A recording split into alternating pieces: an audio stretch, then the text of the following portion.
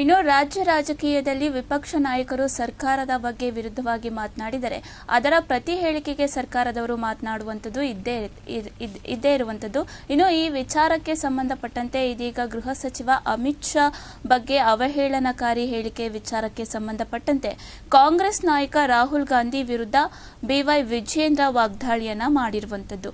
ನರೇಂದ್ರ ಮೋದಿಯವರ ಅಭಿವೃದ್ಧಿ ಕೆಲಸಗಳನ್ನು ಕಾಂಗ್ರೆಸ್ಸಿಗರಿಗೆ ಸಹಿಸಲಾಗ್ತಾ ಇಲ್ಲ, ಭಾರತವನ್ನ ನಾಲ್ಕನೇ ಆರ್ಥಿಕ ಶಕ್ತಿಯನ್ನಾಗಿ ಮಾಡಿದ್ದಾರೆ ಮೋದಿ.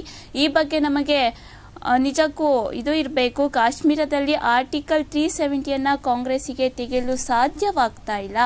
ಮೋದಿಜಿ ನೇತೃತ್ವದಲ್ಲಿ ಅಮಿತ್ ಶಾ ದಿಟ್ಟ ನಿರ್ಧಾರವನ್ನ ತೆಗೆದುಕೊಂಡಿದ್ದಾರೆ, ಅದಕ್ಕೆ ದೇಶದ್ರೋಹಿಗಳು ಅಂತ ಕರಿತೀರಾ ಅಂತ ಇದೀಗ ಬಿವೈ ವಿಜಯೇಂದ್ರ ಈ ಬಗ್ಗೆ ಆಕ್ರೋಶವನ್ನು ವ್ಯಕ್ತಪಡಿಸಿದ್ದಾರೆ.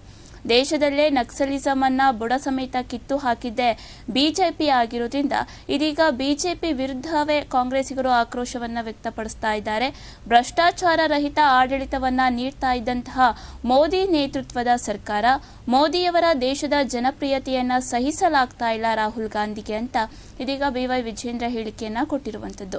ಹಾಗೆ ಪೌತಿ ಖಾತೆ ಮಾಡುವುದನ್ನೇ ದೊಡ್ಡ ಸಾಧನೆ ಮಾಡಿಕೊಂಡಿದ್ದಾರೆ ಕಾಂಗ್ರೆಸ್ಸಿಗರು. ಕಾಂಗ್ರೆಸ್ ಅಧಿಕಾರಕ್ಕೆ ಬಂದಂತಹ 3 ವರ್ಷಕ್ಕೆ ಸಮಾವೇಶವನ್ನ ಮಾಡ್ತಾರೆ. ಕಾಂಗ್ರೆಸ್ ನಾಯಕರ ವಿರುದ್ಧ ಇದೀಗ ಬಿವೈ ವಿಜಯೇಂದ್ರ ವಾಗ್ದಾಳಿಯನ್ನ ಮಾಡಿರುವಂಥದ್ದು. ಈ ಬಗ್ಗೆ ರಾಜ್ಯಾಧ್ಯಕ್ಷ ಬಿವೈ ವಿಜಯೇಂದ್ರ ಮಾತನಾಡಿದ್ದಾರೆ, ನೋಡೋಣ. ಈ ಒಂದು ಬಾಲಿಶ ಹೇಳಿಕೆ, ಕೆಲವರು ನಾಲಾಯಕ್ ಅಂತ ಹೇಳ್ತಾರೆ, ಕೆಲವರು ಬಾಲಿಶ ಅಂತ ಹೇಳ್ತಾರೆ.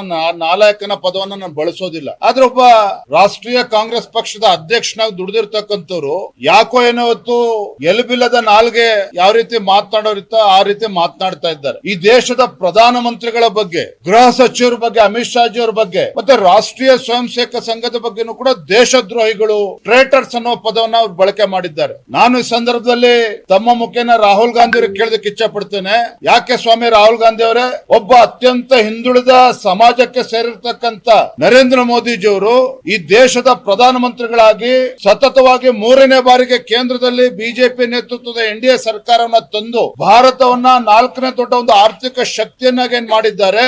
ಬಹುಶಃ ಭಾರತದ ಅಭಿವೃದ್ಧಿ ಪಥದಲ್ಲಿ ಸಾಗ್ತಾ ಇರ್ತಕ್ಕಂಥದನ್ನ ಇವರಿಗೆ ಸಹಿಸಿಕೊಳ್ಳೋದಕ್ಕೆ ಸಾಧ್ಯ ಆಗ್ತಾ ಇಲ್ವಾ ರಾಹುಲ್ ಗಾಂಧಿ ಅವರೇ? ಕಾಶ್ಮೀರದಲ್ಲಿ ಆರ್ಟಿಕಲ್ 370 ಕಿತ್ತಾಕುವಂತ ಧೈರ್ಯ ನಿಮ್ಮ ಕಾಂಗ್ರೆಸ್ ಪಕ್ಷ ಕೇಂದ್ರದಲ್ಲಿ ಇದ್ದಾಗ ಮಾಡೋದಕ್ಕಾಗ್ಲಿಲ್ಲ. ಆದ್ರೆ ನರೇಂದ್ರ ಮೋದಿಜಿ ಅವರ ನೇತೃತ್ವದಲ್ಲಿ ಅಮಿತ್ ಶಾ ಅವರು ಆ ದಿಟ್ಟ ನಿರ್ಧಾರನ ತೆಗೆದುಕೊಂಡ್ರು. ಕಾಶ್ಮೀರದಲ್ಲಿ ಆರ್ಟಿಕಲ್ 370 ತೆಗೆದುಹಾಕಿದ್ರು. ಅದಕ್ಕೆ ದೇಶದ್ರೋಹಿಗಳು ಅಂತ ನೀವು ಕರಿತಾ ಇದ್ದೀರಾ. ಇಡೀ ದೇಶದಲ್ಲಿ ನಕ್ಸಲಿಸಂ ಅನ್ನ ಬುಡ ಸಮೇತ ಕಿತ್ತಾಕುವಂತ ಕೆಲಸ ನಿಮ್ಮ ಕಾಂಗ್ರೆಸ್ ಸರ್ಕಾರ ಇದ್ದಾಗ ಮಾಡೋದಕ್ಕೆ ಸಾಧ್ಯ ಆಗ್ಲಿಲ್ಲ ನಮ್ಮ ಯೋಗ್ಯತೆಗೆ. ಆದ್ರೆ ನರೇಂದ್ರ ಮೋದಿಜಿ ಅವರ ನಾಯಕತ್ವದಲ್ಲಿ ಅಮಿತ್ ಶಾ ಅವರು ಇವತ್ತು ಮಾಡ್ತಾ ಇದ್ದಾರೆ, ಮಾಡಾಗಿದೆ. ದೇಶದಲ್ಲಿ ಇವತ್ತು ನಕ್ಸಲಿಸಂ ಹಾವಳಿ ಇವತ್ತು ಬುಡ ಸಮೇತ ಕಿತ್ತಾಕುವಂತ ಕೆಲಸ ಮಾಡಿದ್ದಾರೆ. ಅದಕ್ಕೆ ನೀವು ಇವತ್ತು ದೇಶದ್ರೋಹಿಗಳು ಅಂತ ಹೇಳಿ ಕರಿತಾ ಇದ್ದೀರಾ ರಾಹುಲ್ ಗಾಂಧಿ ಅವರೇ. ಇವತ್ತು ದೇಶದಲ್ಲಿ ಒಂದು ಭ್ರಷ್ಟಾಚಾರ ರಹಿತ ಆಡಳಿತವನ್ನ ನರೇಂದ್ರ ಮೋದಿಜಿ ಅವರು ನೀಡ್ತಾ ಇದ್ದಾರೆ. ಅದನ್ನ ಬಹುಶಃ ಸಹಿಸಿಕೊಳ್ಳೋದಕ್ಕೆ ಸಾಧ್ಯ ಆಗ್ತಾ ಇಲ್ಲ ರಾಹುಲ್ ಗಾಂಧಿ ಅವರಿಗೆ. ಆ ಕಾರಣಕ್ಕೋಸ್ಕರ ಇವತ್ತು ದೇಶದ್ರೋಹಿಗಳು ಅಂತೇಳಿ ಇವತ್ತು ಉಲ್ಲೇಖವನ್ನು ಮಾಡಿದ್ದಾರೆ ಅಂತ ಕಾಣ್ತದೆ. ಒಟ್ಟಾರೆಯಾಗಿ ನರೇಂದ್ರ ಮೋದಿಜಿ ಅವರ ಜನಪ್ರಿಯತೆಯನ್ನ ಸಹಿಸಿಕೊಳ್ಳೋದಕ್ಕೆ ಸಾಧ್ಯ ಆಗದೆ ಇರತಕ್ಕಂತ ಈ ನಾಲಾಯಕ್ ಕಾಂಗ್ರೆಸ್ ಪಕ್ಷ ಮತ್ತೆ ಕಾಂಗ್ರೆಸ್ ಪಕ್ಷದ ಮುಖಂಡರು ರಾಜ್ಯದಲ್ಲೂ ಕೂಡ ಇದ್ದಾರೆ.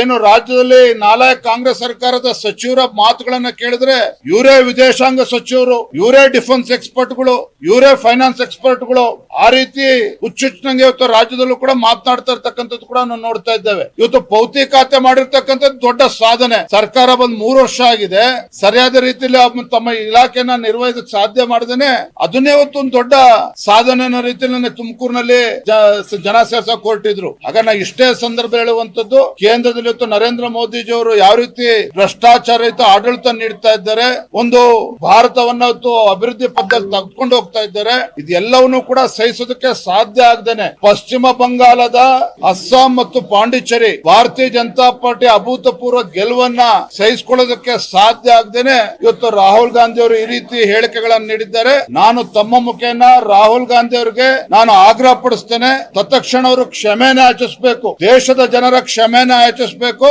ಇಲ್ಲ ಅಂತ ಹೇಳಿದ್ರೆ ನಾವು ಕೂಡ ರಾಜ್ಯದಲ್ಲಿ ಇವರ ವಿರುದ್ಧ ಒಂದು ಪ್ರತಿಭಟನೆ ಹೋರಾಟವನ್ನು ಕೂಡ ನಾವು ಮಾಡ್ತೇವೆ ಮುಂದಿನ ದಿನಗಳಲ್ಲಿ.